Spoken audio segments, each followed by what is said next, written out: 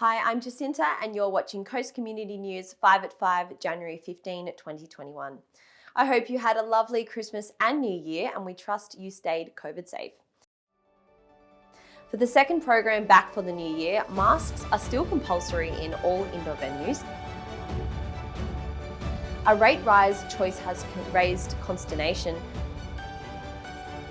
Bluebottles have caused havoc among beachgoers. And a local MP has started cutting our grass.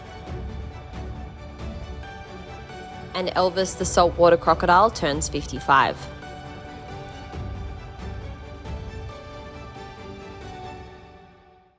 And it's International Hat Day, Bagel Day, Strawberry Ice Cream Day, and most appropriately, Pothole Day.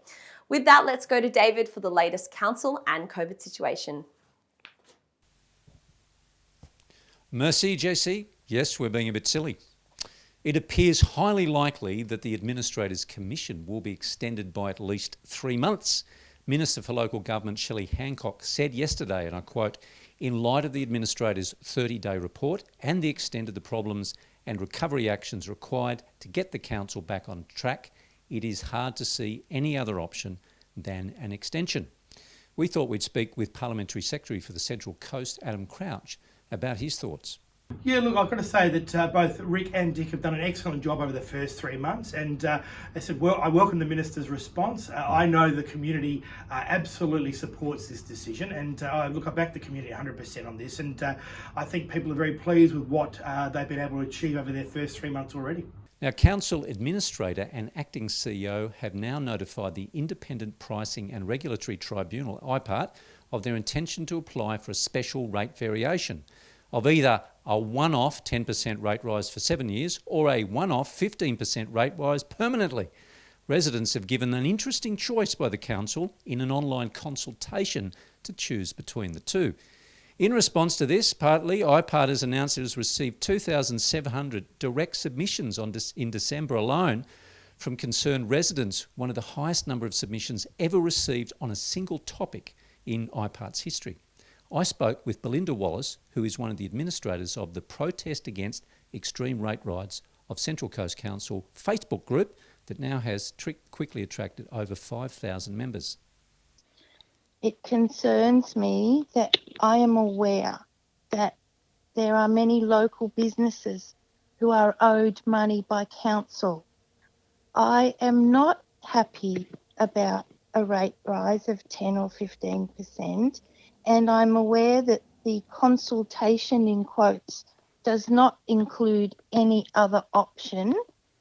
However, I personally would be willing to comply in return for two assurances. One is, can council please pay their debts, pay all the local businesses who haven't been paid months. I know of one who hasn't been paid since last July, which is absolutely appalling. And secondly, that there is some kind of commitment to in-house formal training, not just financial, but also industry, current best practice, and also leadership training. Now, COVID. The good news is that there has been no new reported cases on the Central Coast so far this week. Face masks are still compulsory in all indoor settings, with the potential of a $200 fine, which is still applicable.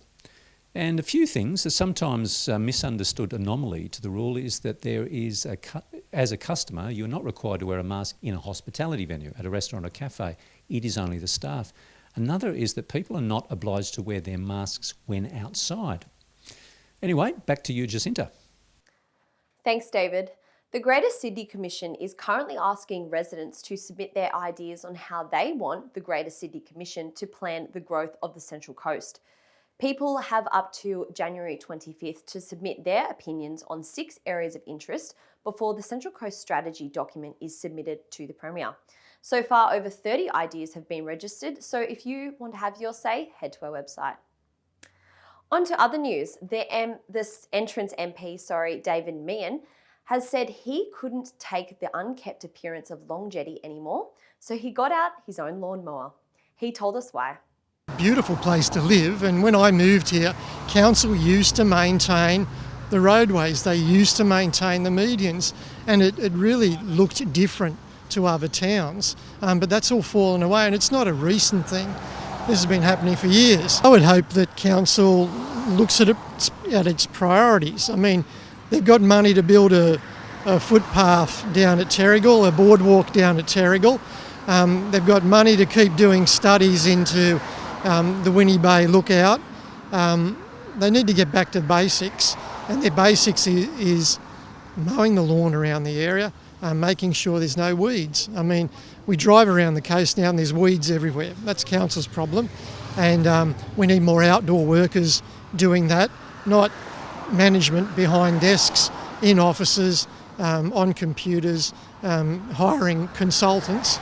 We need people out here doing some work for the community. Well, I support David Meehan because he made an effort to come out and mow this himself when the council, we have a beautiful Central Coast, when the council aren't showing that they have any pride in this place, and people come to the coast because it's a beautiful place and their first welcome is weeds and neglect, and we don't care about this place. And sport has a little bit of a nautical theme this week. Let's cast a line over to Hayley.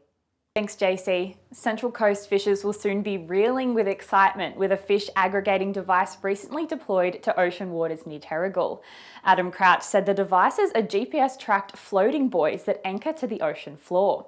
They provide structure to the open ocean environment, allowing anglers to land a bigger catch, with now 35 FADs along the New South Wales coastline between Tweed Heads and Eden, with the closest located at Terrigal, Broken Bay and Swansea. And the Mariners' 3 visa signings have all finished their hotel quarantine periods and are now training with the team. Stefan Jankovic, Marco Urena and Michael Janota all finished their 14-day quarantine and will now be working with Mariners staff to get to speed with the new teammates. Mariners head coach Alan Stajic said it was great to have the players out of quarantine and training with the team in the lead up to the club's clash with the Western Sydney Wanderers on Tuesday 19.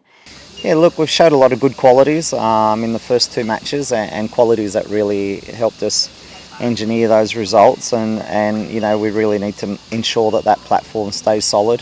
The hard work and the effort are underlying principles of the team's style of play at the moment, so we need to make sure that continues. And then there's obviously areas to improve on. Control of the game is probably first and foremost, so now that we're playing at home again, I think we can start getting a little bit more control of the game and having a little bit more belief and confidence in ourselves on the ball as well, which I think we showed good passages in both games, but the more control we have, the better we're going to be able to manage matches towards the end of a match. Now let's have a look at the weather. Compared to the last few weeks, it looks like we're going to have a very low chance of rain and a breezy, summery kind of weekend on the way. Saturday will be a max of 25 with winds southwesterly 20 to 30 kilometres, shifting easterly 15 to 20 kilometres in the late afternoon. Sunday will be another sunny one with a max of 26 and light winds becoming southerly 15 to 20 kilometres during the day, then tending southeasterly during the afternoon.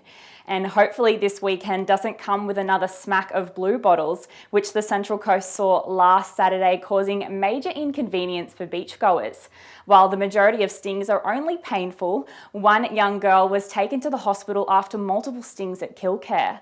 Director of Surf Life Saving Central Coast, Simon Cusack, spoke to us about what you should do if you happen to get stung. Yeah, for a Bluebottle sting is take the stinger off with your fingers. They don't seem to affect people's fingers as much or anywhere near as much at all. Flush the area with a large amount of cold water or cool water or even seawater. So making sure that all the sting is gone off the skin.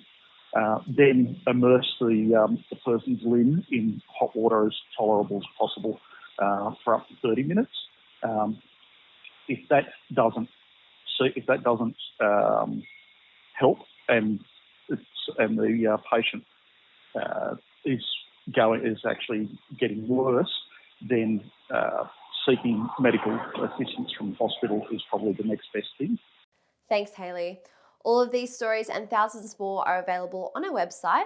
And don't forget to pick up a copy of this week's Coast Community Chronicle, Coast Community News and Pelican Post. Subscribe to all of our social pipes to stay updated during the week. And a special birthday has occurred over the holidays. Elvis the saltwater crocodile at the Australian Reptile Park has turned 55. Unlike the real Elvis Presley, Elvis the croc's diet is a little healthier, being treated to a protein-packed cow leg. We went up to the reptile park to speak with head keeper Dan Ramsey. That is all for today. See you next week. His name's Elvis and he just turned 55 years young.